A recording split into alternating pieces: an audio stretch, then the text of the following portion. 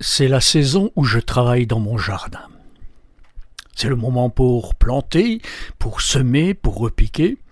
Surtout que la météo a prévu de la pluie, ce qui va favoriser la germination et l'enracinement des petites plantes.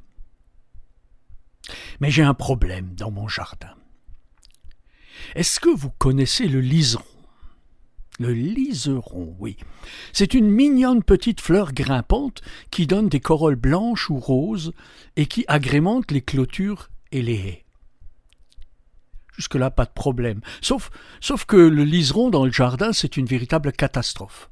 Il faut absolument s'en débarrasser, car elle envahit tout à une vitesse folle, et toutes les autres plantes sont étouffées par cette mignonne petite fleur innocente. C'est une plante très attachante qui, une fois qu'elle vous a adopté, une fois qu'elle a colonisé votre jardin, elle est pratiquement impossible à éliminer. Et ce pour deux raisons. La première, c'est qu'elle possède des racines extrêmement profondes, qui s'enfoncent parfois jusqu'à 40 voire 50 cm sous la terre. Elle est donc capable de passer sous les murets en béton. Et si vous croyez avoir gagné la bataille du liseron, il reviendra vous coloniser à partir de sa base arrière, qui est le jardin ou la pelouse du voisin. La deuxième, c'est qu'elle se reproduit à une vitesse phénoménale. Elle profite du zèle du jardinier pour se reproduire. Je m'explique. Chaque petit morceau de racine, ne serait-ce que 2 mm, est capable de germer et de donner une nouvelle plante. Alors en bêchant, en sarclant, même en ratissant, on sectionne les racines et le liseron en profite pour se reproduire.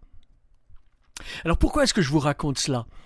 Pas pour vous expliquer pourquoi j'ai mal au dos et dans toutes mes articulations, mais je crois que le liseron est une très belle parabole pour notre vie.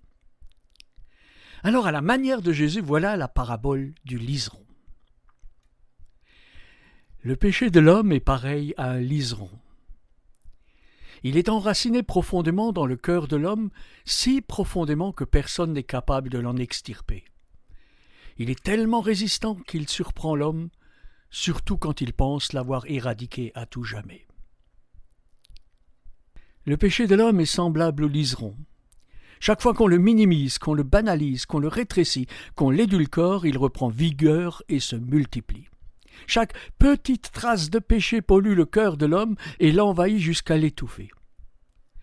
Et on minimise le péché quand on dit que mentir, c'est pas grave, l'adultère, c'est presque normal, et puis ne pas rendre ce que l'on a emprunté, c'est pas du vol. Et puis peu à peu, ce péché de 3 fois rien envahit le cœur, le colonise comme le liseron, donne quelques belles fleurs, des traces éphémères de bonheur, et puis plus rien. Plus de fruits, car tout est étouffé, tout est envahi, n'existe plus que le liseron, n'existe plus que le péché. Si j'ai pensé à cela, c'est que le travail sur le péché pour l'éradiquer, pour le vaincre, est un travail titanesque, un combat perdu d'avance. Si l'homme était capable de se débarrasser de son péché lui-même, cela se saurait, et le monde aurait une autre allure aujourd'hui. On ne parlerait pas de la croix, Luther n'aurait pas fait sa réforme, et on ne confesserait pas ses fautes tous les dimanches, au moins dans les églises du monde entier. Alors l'Évangile nous apprend qu'il existe un excellent désherbant pour lutter contre le liseron du péché. Il est efficace à 100% à condition de respecter les doses et surtout le mode d'emploi. Ce désherbant s'appelle Jésus-Christ, c'est le message de la croix, le message du pardon des péchés, le message de la grâce. Alors le travail que me recommande la sagesse de la parole de Dieu, c'est de revenir toujours à nouveau vers Jésus, tourner toujours à nouveau le regard vers la croix et puis faire cet effort surhumain qui consiste à dire « Seigneur, je ne suis qu'un pauvre pécheur, prends pitié de moi ».